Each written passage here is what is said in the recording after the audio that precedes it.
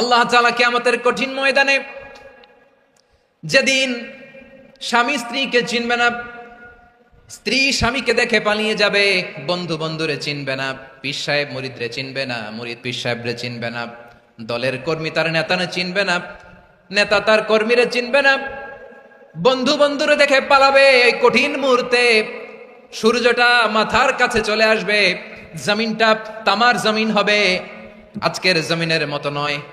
মানুষ ঘর্মাক্ত, ক্লান্ত, শ্রান্ত মাথার মগজগুলো কানের ছিদ্র আর নাকের ছিদ্র দিয়ে বেয়ে বেয়ে পড়বে।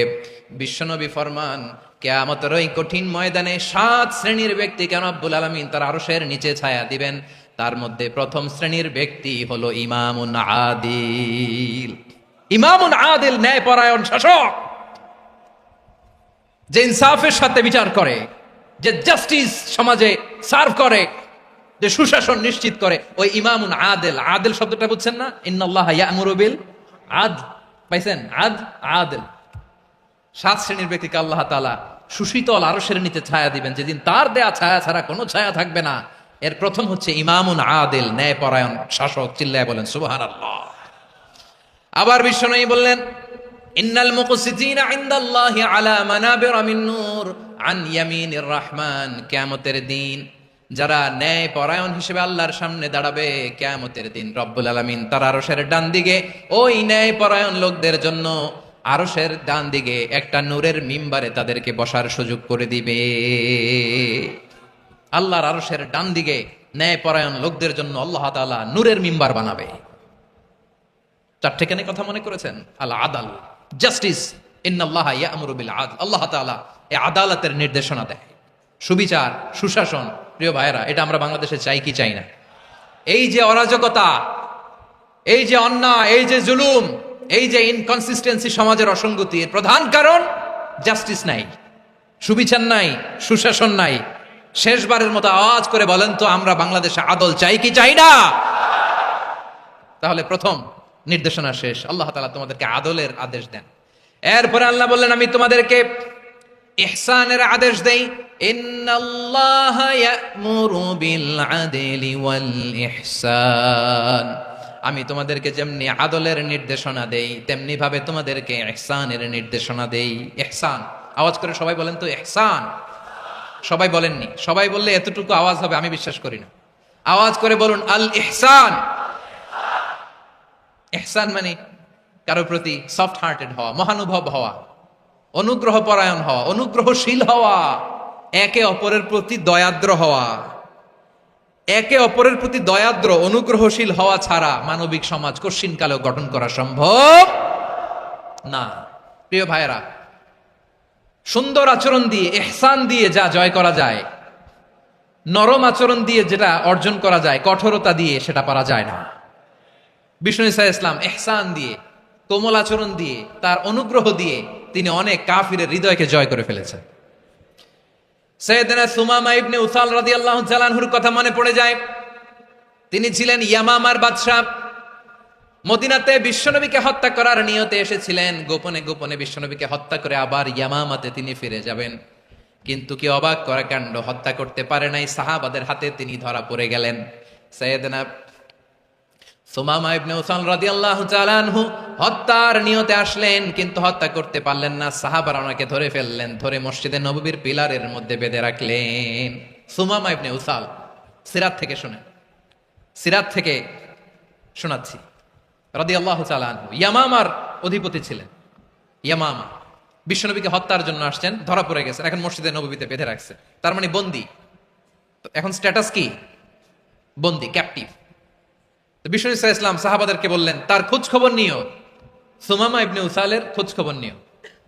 সাহাবারা বলেন, ইয়া রাসূলুল্লাহ, আপনাকে হত্যা করতে এসেছে, তার তো কঠিন ক্যাপিটাল পানিশমেন্ট হওয়া দরকার, কঠিন শাস্তি হওয়া দরকার। বিষ্ণু বললেন, না, আমি যেটা জানি তোমরা সেটা জানো না, তোমরা সুমামার সাথে ভালো আচরণ করো। বিশ্বনবী সুমামার কাছে গেলেন। প্রথম দিন যে তিনি কালেমার দাওয়াত দিলেন, ইমানের দাওয়াত দিলেন, ইসলামের দাওয়াত দিলেন, রিসালাতের দাওয়াত দিলেন, আখিরাতের দাওয়াত দিলেন। পরের দিন যে বিশ্বনবী সালাতের দাওয়াত দিলেন, যাকাতের দাওয়াত দিলেন, ইসলাম কি, কিভাবে, কেমন করে পালন করতে হয় চমৎকার আর্টিকুলেট করতে শুরু করলেন। তন্ময় হয়ে সুমামা ইবনে উসাল রাদিয়াল্লাহু তাআলা আনহু বিশ্বনবীর কথাগুলো শুনতে আরম্ভ করলো। একদিন নয়, 2 দিন নয়, টানা 3 দিন বিশ্বনবী সুমামার কাছে ইসলামকে প্রেজেন্ট করেছেন, উপস্থাপন করেছেন। আওয়াজ করে বলেন, কয় দিন? 3 দিন। 3 দিন মসজিদে নববীতে বাধা। আর সাহাবীদেরকে বললেন, তার খোঁজ খবর নিও, তোমরা যে রুটি বানাও এর মধ্যে সবচেয়ে ভালো আটার রুটিটা তারে দিও, সবচেয়ে রিফাইন্ড খেজুর, যেটা পিওর খেজুর, এটা তারে দিও। আর বিশ্বনবী নিজের উট থেকে দুধ দহন করে ওনার বাড়ির এক কর্মচারীকে বলেছেন, দুধ দহন করে সুমামার জন্য নিয়ে যেও। সুবহানাল্লাহ পড়বেন না? সবাই তো অবাক, ইয়ামামা থেকে আসছে নবীকে হত্যা করতে, বিশ্বনবী দেখে তারে জামাই আদর করে, তাকে মজার মজার খাবার দিও, দুধ দিও, আদর আপ্যায়ন করো। একদিন নয়, 2 দিন নয়, টানা 3 দিন বিশ্বনবী এভাবে সুমামার কাছে যে ইসলামকে প্রেজেন্ট করতে আরম্ভ করলেন, ইসলামকে উপস্থাপন করতে শুরু করলেন, আর তাকে চমৎকার এন্টারটেইনমেন্ট আপ্যায়ন দিতে আরম্ভ করলেন। টানা 3 দিন যখন ইসলামের দ্য বিউটিজ অফ ইসলাম, ইসলামের সুমহান বাণী, সৌন্দর্য তার কাছে উপস্থাপন শেষ, তাকে আপ্যায়ন শেষ, বিশ্বনবী বললেন সাহাবেদেরকে, যাও এবার সুমামার হাতের পায়ের রশি দুটো খুলে দাও। তারা বললেন, ইয়া রাসূলুল্লাহ, কি বলেন আপনি? ও তো হত্যাকারী, সুযোগ পায় নাই, আপনারে মারতে পারে না, এই ছেড়ে দিলে আবার ও আপনার উপর তলোয়ার নিয়ে ঝাঁপিয়ে পড়বে। নবী, এই সিদ্ধান্ত আপনি নিতে যাবেন না। বিশ্বনবী বললেন, যেটা বলেছি সেটা করো, সুমামার রশিগুলো ছেড়ে দাও, সুমামার হাতে পায়ের রশিগুলো যে তোমরা খুলে দাও। সাহাবারা তর্ক জুড়ে দিলেন, লা ইয়া রাসূলুল্লাহ, এমনটা করবেন না, তো ভয়ঙ্কর ভয়ঙ্কর খুনি, কি জানি কি হয়ে যায়। বিশ্বনবী বললেন, না, তার হাতে পায়ের রশিগুলো খুলে দাও। সাহাবারা বিশ্বনবীর কথা মতো তার হাতে পায়ের রশিগুলো খুলে দিল। সুমামা মুহূর্তের মধ্যে মসজিদে নববী থেকে বের হয়ে ইয়ামামায় ফিরে না যে মসজিদে নববীর পাশে একটা খেজুর বাগান ছিল, সেখানে চলে গেলেন। সেখানে একটা ছোট্ট কুয়া ছিল, কুয়ার পানি দিয়ে তিনি গোসল করলেন। সুবহানাল্লাহ পড়েন। কুয়ার পানি দিয়ে গোসল করে মসজিদে নববীর সামনে এসে বিশ্বনবী এবং সাহাবাদের সামনে দাঁড়িয়ে সাব্বাবা উঁচু করে বললেন, আশহাদু আল্লা ইলাহা ইল্লাল্লাহ ওয়া আশহাদু আন্না মুহাম্মাদান আবদুহু ওয়া রাসূলুহু। আল্লাহু আকবার। আমি সাক্ষ্য দিচ্ছি আল্লাহ ছাড়া কোনো ইলাহ নাই, আর মুহাম্মদ আল্লাহ তাআলার প্রেরিত বান্দা এবং রাসূল। প্রিয় ভাইরা, ইহসান দিয়ে যা জয় করা যায়, কঠোরতা দিয়ে সেটা কঠিনকালেও জয় করা যায় না। আওয়াজ করে বলেন, ঠিক কি না? এবার সুমামা দাঁড়িয়ে বলে, ওগো নবী, আমি তো কালিমা পড়ে মুসলমান হয়ে গেলাম, এবার শোনেন, এই মুহূর্তের আগে আপনার চেহারার চাইতে নিকৃষ্ট কোনো চেহারা আমার কাছে ছিল না, কিন্তু শাহাদা পাঠ করার পরে আপনার চেহারার চাইতে উত্তম শ্রেষ্ঠ কোনো চেহারা আমার কাছে আর নাই। ও নবী, আজকের দিনের আগে ইসলাম ধর্মের চেয়ে নিকৃষ্ট অপছন্দনীয় কোনো ধর্ম আমার কাছে ছিল না, কিন্তু এই মুহূর্ত থেকে ইসলামের চেয়ে সেরা শ্রেষ্ঠ পছন্দনীয় কোনো ধর্ম আমার কাছে নাই। নবী গো, আজকের দিনের আগে মদিনার চাইতে অপছন্দনীয় নিকৃষ্ট কোনো শহর আমার কাছে ছিল না, কিন্তু এই মুহূর্তের পর থেকে মদিনার চাইতে কোনো শ্রেষ্ঠ শহর আমার জানা নাই। সে ছিল গমের বড় ডিলার, গম বেচত। কি বেচত?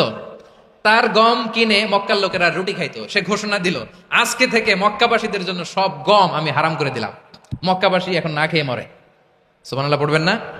মক্কাবাসী বিশ্বনবীর কাছে আসলেন, এসে বললেন, মুহাম্মদ, আমরা তো তোমার ভাই, তোমার চাচা, তোমার ভাতিজা, তোমার আত্মীয়, তুমি সুমামারে বলো সে যেন আবার গমের সাপ্লাই মক্কার জন্য অনুমতি দিয়ে দেয়। বিশ্বনবীর অনুমতি ক্রমে সুমামা আবার মক্কাতে গম পাঠাতে শুরু করলো। পড়েন সুবহানাল্লাহ। ইহসান, ইহসান দিয়ে আপনি যেটা জয় করতে পারবেন, you can win the heart of your enemies. ইহসান দিয়ে আপনি আপনার শত্রুর হৃদয়কে জয় করতে পারবেন। আওয়াজ করে বলেন, ঠিক কি না? এজন্য আল্লাহ বললেন, ওয়া আনফিকু ফি সাবিলিল্লাহি ওয়া লা তুলকু বিআইদিকুম ইলাত তাহলুকা ওয়া আহসিনু ইন্নাল্লাহা ইউহিব্বুল মুহসিনিন।